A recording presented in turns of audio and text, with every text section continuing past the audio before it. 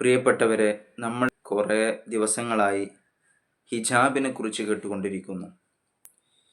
ഞാനിവിടെ ചോദിക്കട്ടെ, എന്തിനു വേണ്ടിയാണ് ഒരു പബ്ലിക് സ്കൂളിൽ ഹിജാബ് നിരോധന എന്ന് പറയുന്ന ഒരു സംഗതി? കാരണം അവിടെ എല്ലാ മതക്കാരും ഉൾക്കൊണ്ട് പഠിക്കുന്ന ഒരു മേഖലയാണ്. അതുകൊണ്ട് എല്ലാ മതക്കാർക്കും അവരുടേതായ വേഷവിധാനങ്ങൾ, അവരുടേതായ തീരുമാനങ്ങൾ എടുക്കാനുള്ള അവകാശമുണ്ട്.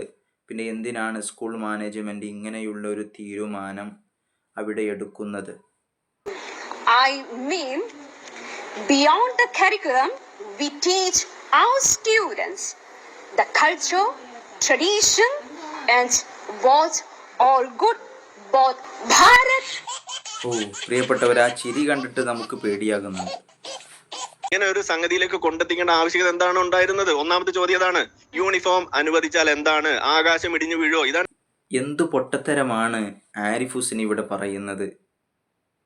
സ്കൂളിൽ യൂണിഫോം അനുവദിച്ചാൽ എന്താണ്, ആകാശം ഇടിഞ്ഞു വീഴുമോ എന്നാണ് ആരിഫ് ഹുസൈൻ ചോദിക്കുന്നത്. എന്നാൽ ആരിഫ് ഹുസൈനോട് നമുക്ക് ചോദിക്കാനുള്ളത്, ഇവിടെ ഈ സ്കൂളിൽ എല്ലാ മതക്കാരും ഒരുമിച്ച് സംഘടിതമായി പഠിക്കുന്ന ഈ സ്കൂളിൽ എല്ലാ മതക്കാരുടെയും ആചാരമനുസരിച്ച് അവരുടെ വസ്ത്രധാരണ ഉപയോഗിച്ചാൽ വല്ല പ്രശ്നവുമുണ്ടോ, ആകാശം ഇടിഞ്ഞു വീഴുമോ എന്നാണ് ആരിഫ് ഹുസൈനോട് ഞങ്ങൾക്ക് ചോദിക്കാനുള്ളത്. ഈ ആരിഫ് ഹുസൈനൊക്കെ കുറിച്ച് പറയുകയാണെങ്കിൽ, മുസ്ലിമിൻ്റെയും ഹിന്ദുവിൻ്റെയും ക്രിസ്ത്യാനിയുടെയും അല്ലെങ്കിൽ എല്ലാ മതക്കാരുടെയും ഇടയിൽ ഭിന്നിപ്പുണ്ടാക്കിയിട്ട് പണമുണ്ടാക്കുന്നവനാണ് ആരിഫ് ഹുസൈൻ. എന്ത് മണ്ടത്തരമാണ് ചെയ്യുന്നത്? മതമില്ലാത്തവനാണ് എന്ന് വിചാരിച്ചുകൊണ്ട് മറ്റു മതങ്ങൾക്കിടയിൽ ഭിന്നിപ്പുണ്ടാക്കുന്നതിന് എന്തർത്ഥമാണുള്ളത്? ഇനി നിങ്ങൾ ഈ പ്രസംഗം ഒന്ന് കേട്ടു നോക്കി. ഒരു പെൺകുട്ടി ഹിജാബ് ധരിച്ചുകൊണ്ട് വന്നു എന്നൊക്കെ പറഞ്ഞ് വലിയ വിവാദമാണ്. നമുക്കറിയാം, നമുക്കിതൊന്നും ഒരു പ്രശ്നമുള്ള കാര്യമല്ല. എല്ലാ വിശ്വാസങ്ങളെയും ആദരിക്കുന്ന ഒരു വിശാലമായ സംസ്കൃതിയാണ് ക്രൈസ്തവ സന്ദേശം നമുക്ക് നൽകുന്നത്. നമ്മുടെ സ്കൂളുകളിൽ ആരെല്ലാം വന്ന് പഠിക്കുന്നു, അവിടെയെല്ലാം അവരവരുടെ മൂല്യങ്ങളുമായിട്ട് തന്നെ വന്ന് സെക്യുലർ മൂല്യങ്ങളെ സ്വന്തമാക്കി പോകുന്ന ഒരു സംസ്കാരം. എല്ലാ ക്രൈസ്തവ സ്കൂളുകളും ഹിജാബ് നിരോധിച്ചിട്ടുണ്ടോ? ഇല്ല. പല സ്കൂളുകളിലും ഹിജാബ് ധരിച്ചുകൊണ്ട് വരാം, ധരിക്കാതെ വരാം. അതൊന്നും ഒരു പ്രശ്നമുള്ള കാര്യമല്ല.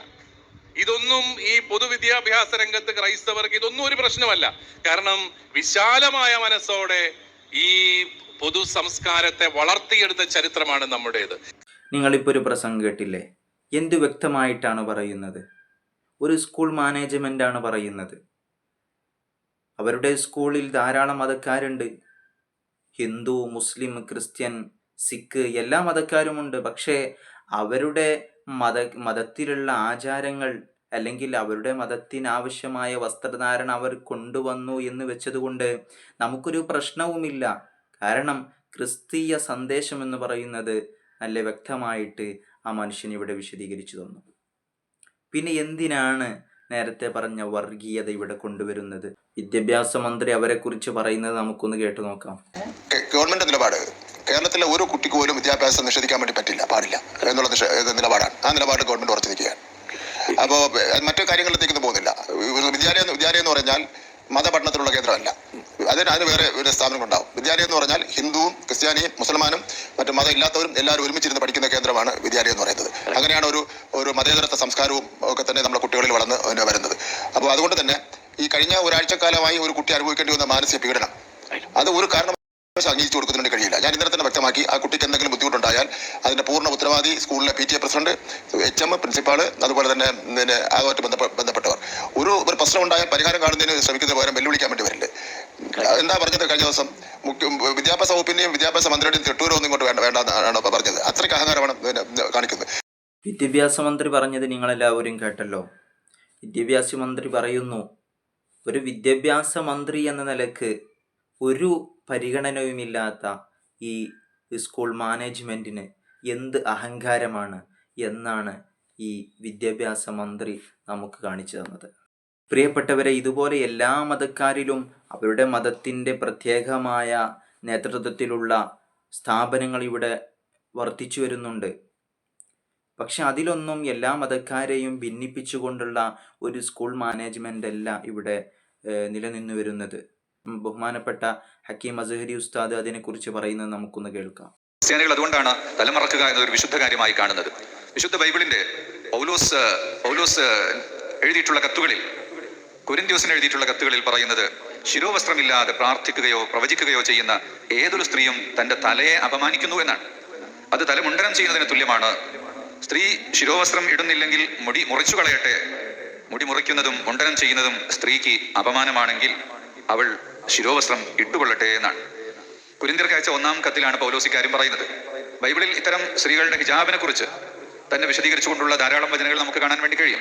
ഹിജാബ് എന്നുള്ള ഒരു പ്രയോഗം തന്നെയാണ് യഥാർത്ഥത്തിൽ ഹിബ്രു ബൈബിളിലെല്ലാം നടത്തിയിട്ടുള്ളത്. അപ്പൊ അത് വിശുദ്ധമായി കരുതുന്ന ആളുകളാണ് ക്രിസ്ത്യാനികൾ, അതുപോലെ മുസ്ലിംകളും. ധാരാളം ക്രിസ്ത്യാനികളുടെ സ്കൂളുകളിൽ വിദ്യാർത്ഥികൾ തലമറച്ചു പോകുന്നുണ്ട്, തൊപ്പി ധരിച്ചു പോകുന്ന ആൺകുട്ടികളുണ്ട്. അതിനൊന്നും സഭയുടെ ഭാഗത്തുനിന്നോ ചർച്ചിന്റെ ഭാഗത്തുനിന്നോ എതിർപ്പുള്ളതായി നാം കണ്ടിട്ടില്ല. എവിടെയെങ്കിലും അപൂർവമായി ഉണ്ടാകാം. ഞങ്ങളുടെ സ്ഥാപനങ്ങളിലെല്ലാം ക്രിസ്ത്യൻ വിദ്യാർത്ഥികൾ പഠിക്കുന്നുണ്ട്. ഉണ്ടെന്ന് മാത്രമല്ല, ധാരാളം ക്രിസ്ത്യൻ വിദ്യാർത്ഥികൾ നമ്മുടെ സ്ഥാപനങ്ങളിൽ പഠിക്കാൻ വേണ്ടി മത്സരിച്ചുകൊണ്ട് വരുന്നുണ്ട്. ഹിന്ദുക്കൾ പഠിക്കുന്നുണ്ട്. ശബരിമലയിൽ പോകുന്ന കാലത്ത് ഹിന്ദുക്കൾക്ക് കറുത്ത വസ്ത്രം ധരിക്കുന്നതിന്, അവർക്ക് 1 മാസമോ 2 മാസമോ ഒക്കെ കറുത്ത വസ്ത്രം ധരിച്ചു വരുന്നതിന് നമ്മുടെ കലാലയങ്ങളിൽ യാതൊരു വിലക്കും ഏർപ്പെടുത്താറില്ല എന്നല്ല, അതൊരു ആദരവോട് കൂടിയാണ് കാണുന്നത്. ഒട്ടുതെട്ട് വരുന്ന കുട്ടികളുണ്ട്, കുരിശ് ധരിച്ചു വരുന്നവരുണ്ട്. കുരിശ് ധരിക്കൽ അവർക്ക് മതത്തിന്റെ ഒരു എസൻഷ്യൽ ഭാഗമൊന്നും അല്ലെങ്കിൽ പോലും അവരുടെ ഒരു ആചാരത്തിന്റെ ഭാഗമായി ചില കുടുംബത്തിൽപ്പെട്ടവർ, വിദ്യാർത്ഥികൾ പോലും കുരിശ് ധരിച്ചു വരിക എന്ന് വരുമ്പോൾ അതിന് തടയാറില്ല. സ്കൂളില്, മുസ്ലിം മാനേജ്മെന്റ് സ്കൂളുകളിൽ തൊപ്പി ധരിക്കുന്നത് ചിലയിടങ്ങളിൽ അത് യൂണിഫോമിന്റെ ഭാഗമായിട്ട് പുസ്തകങ്ങളിൽ, പ്രോസ്പെക്ടസുകളിൽ എഴുതി വെച്ചിട്ടുള്ളതാണ്. അതുപോലെ പെൺകുട്ടികൾക്ക് തലമറക്കുന്നതും എഴുതി വെച്ചിട്ടുള്ളതാണ്. എന്നാൽ അതേ സ്കൂളിൽ വരുന്ന അമുസ്ലിം വിദ്യാർത്ഥിനികളെ തലമറക്കാനോ നിർബന്ധിക്കാറില്ല എന്ന് മാത്രമല്ല, ചെറിയൊരു പ്രേരണ പോലും അവർക്ക് നൽകാറില്ല. കാരണം അതവരുടെ മതത്തിന്റെയോ ആചാരത്തിന്റെയോ സ്വാതന്ത്ര്യമാണ്, അതവർ പാലിച്ചു കൊള്ളട്ടെ എന്ന് തന്നെയാണ് വെക്കുന്നത്. അങ്ങനെയാണ് വെക്കേണ്ടതും. ക്രിസ്ത്യാനികളും ഒട്ടുമിക്ക സ്ഥലങ്ങളിലും അങ്ങനെ തന്നെയാണെന്നാണ് ഞാൻ മനസ്സിലാക്കുന്നത്.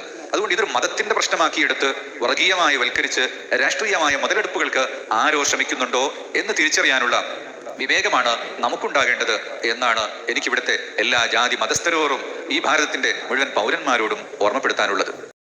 ഉസ്താദ് അവറുകൾ പറയുന്നു, നമ്മുടെ സ്കൂളിൽ ക്രിസ്തീയ മതക്കാർ കുട്ടികൾ കുരിശ് ധരിച്ചു വരുന്നവരുണ്ട്. പക്ഷെ അത് നിരോധിക്കാൻ പോയിട്ടില്ല. കാരണം അത് അവരുടെ മതത്തിൻ്റെ ആചാരമാണ്. അതുപോലെ ശബരിമലയിലേക്ക് പോകുന്ന ഹിന്ദു സഹോദരങ്ങളുണ്ട്, കുട്ടികളുണ്ട്. അവർ കറുത്ത തുണി ധരിച്ചു വരുന്നവരുണ്ട്. അത് നിരോധിക്കാൻ പോയിട്ടില്ല. അത് അവരുടെ മതത്തിൻ്റെ ആചാരമാണ്. പിന്നെ എന്തിനാണ് ഒരു പബ്ലിക് മേഖലയിൽ ഇങ്ങനെ ഹിജാബിനെ നിരോധിക്കുക എന്നുള്ളൊരു വർഗീയത ഇവിടെ കൊണ്ടുവരുന്നത് എന്നാണ് നമുക്ക് ചോദിക്കാനുള്ളത്.